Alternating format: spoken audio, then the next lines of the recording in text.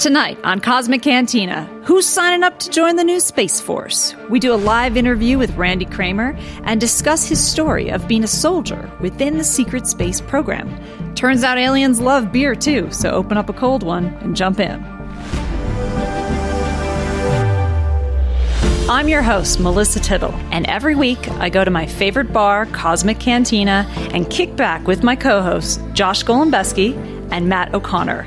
We talk about aliens, Bigfoot, ghosts, ancient cultures, and anything from the unseen world that needs a little illumination.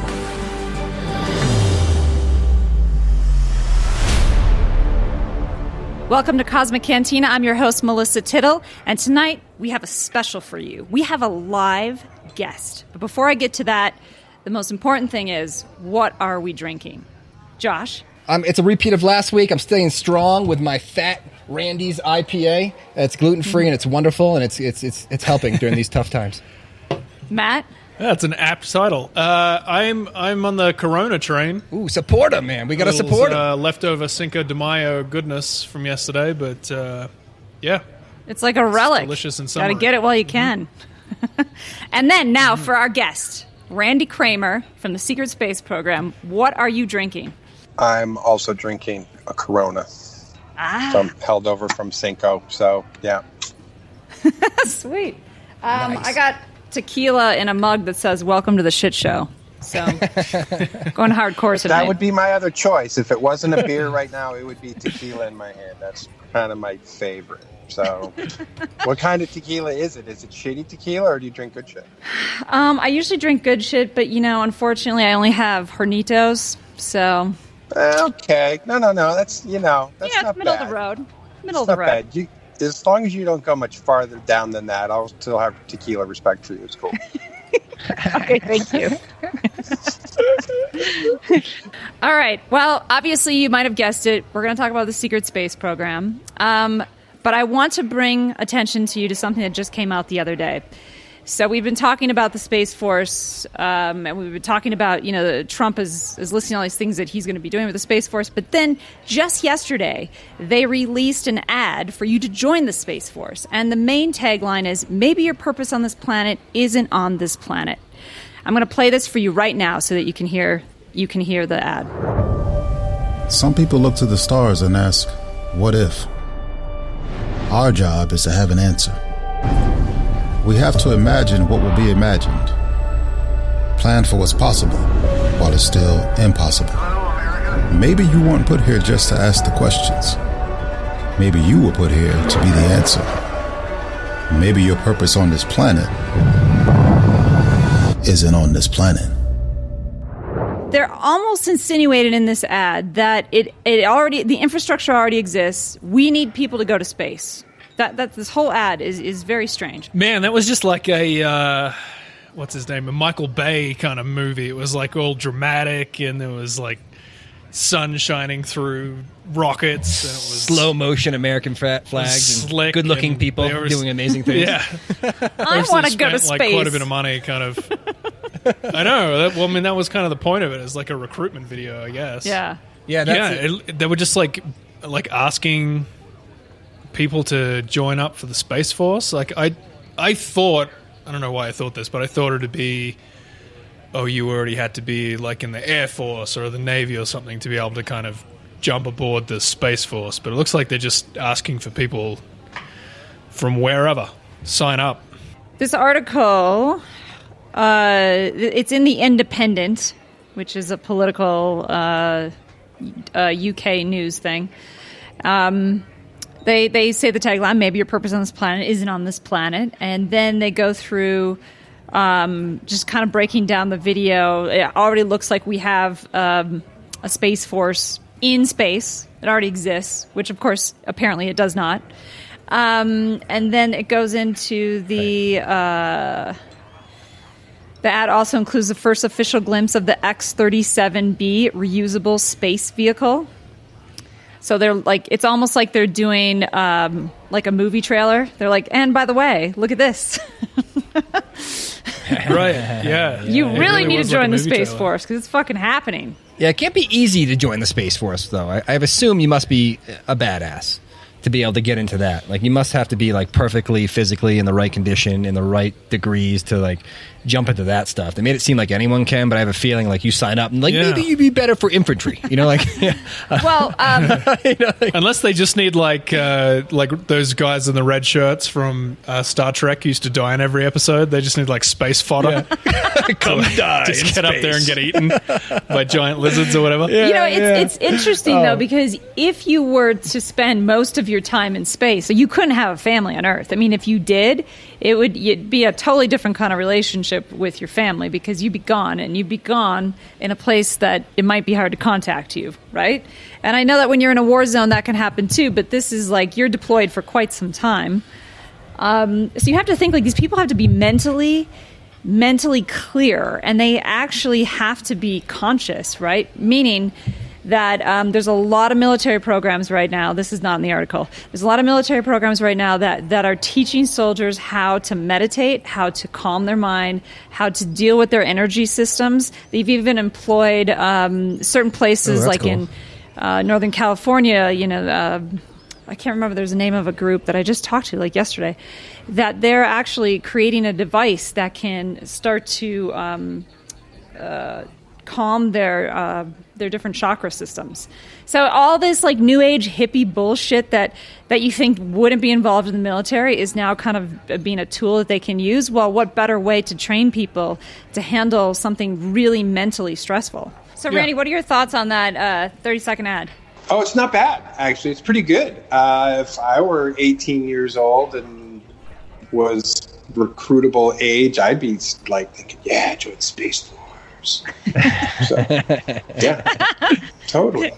All right, everybody. I want to introduce Randy officially, so you kind of have a little background on this guy. Captain Randy Cramer is the public relations officer for the command staff of U.S. Marine Corps Special Sections. He served a 30-year tour in the Earth Defense Force's coveted military space program. More than half that time was spent serving in the Mars Defense Force, performing combat operations between humans and 3 other alien species. He spent the remainder of his career as a pilot and was deployed dozens of times into intergalactic space station that orbits Jupiter. He has spent nearly the last decade speaking to the public about coveted military space program affairs and the state of the intergalactic trade, and teaching a couple self-mastery techniques. Fuck yeah, he has, dude. That's dope. I want that to be my bio. Yeah, Captain Randy Cramer has it all. All right, Randy, my first question for you. How did this all start? Because this was several years ago. How did they pick you? It's not like they ran an ad and they said, join the Space Force, and you went down to your local Space Force office and you were like, I want to join Space Force.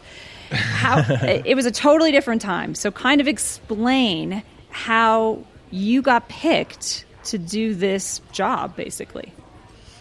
Well, I sort of didn't get picked. What I actually got was made. So I was part of a program of soldiers that were genetically engineered from the ground up. That was the whole purpose of the program, was to not try to take raw material that was, let's be honest, raw, and try and augment that with some of the problems that seemed to represent. And so the theory at the time, the working theory, was if you started from the ground up, instead of when someone was a child or an adolescent or even a young adult, that you would have a more effective training and conditioning process, as well as being able to select genetics better. So rather than trying to change the DNA of the subject using augmentation programs, which are usable, but they're a little weird when you take someone who's already either an adolescent or an adult and you're trying to change their genetic code. So why not start from the very beginning and say, this is what we want in the genetic code. Let's put it in from the very, very get-go, and then we'll make a bunch of those. So I was in a program of 300 total subjects who were engineered that exact same way and had parts of their genome plucked out, little bits put back in, and then raised and engineered through a secretive process so that nobody knew the difference, including me or my family. So, Randy, does that mean that they genetically impregnated your mother? Like, I mean, what do you mean by the ground up? Oh, that means they took genetic material from my father, genetic material from my mother, combined them, and then unfolded that genome and plucked stuff out, put stuff in, whipped it back up again, all in a little ball. That got stuck back in my mom, and then I got born 9 months later. Yeah. Like were your parents aware of this? Were they no, in part no way, of shape, the or deal form. or No way, shape, or form. When I briefed them on all of this about almost a decade ago, they both were a little surprised, but at the same time, like, well, that actually makes a whole lot of other things make sense.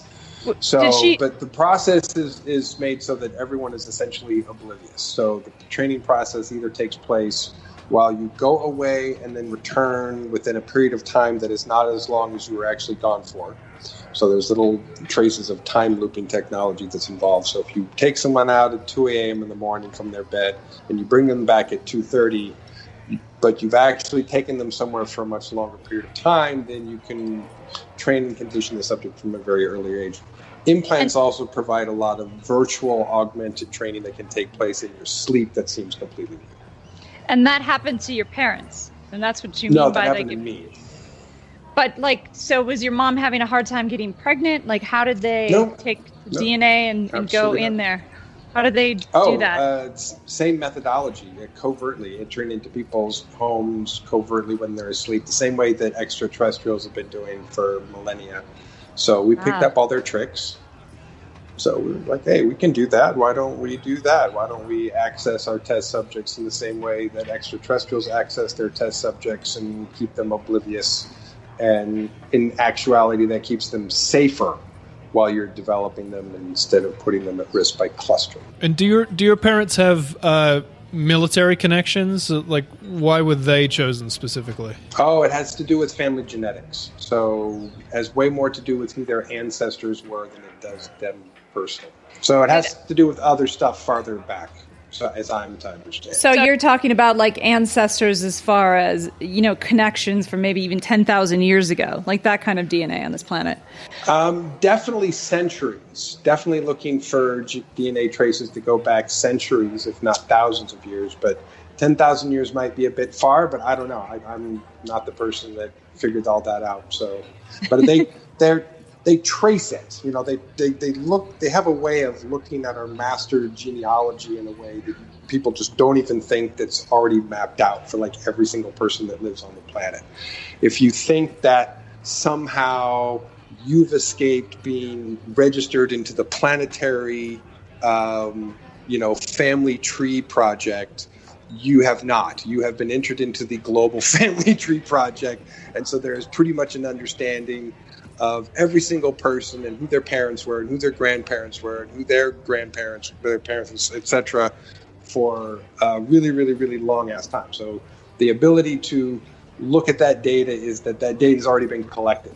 So it's essentially already collated into a library of information that's accessible to terrestrial personnel and extraterrestrial personnel, and gives them the opportunity to identify long family trees of genealogy to people who are connected to those people in the present, and then they can kind of pick and choose based on the available material that has that source material in its DNA somewhere. How did you know, did you feel different growing up? Did you just feel like there was something off, or did you have weird instances where you saw different people, or maybe just weird stuff that would happen to you before you actually went to the Mars Defense Command? Oh, yeah. I mean, I was remembering things from the middle of the night in dream states.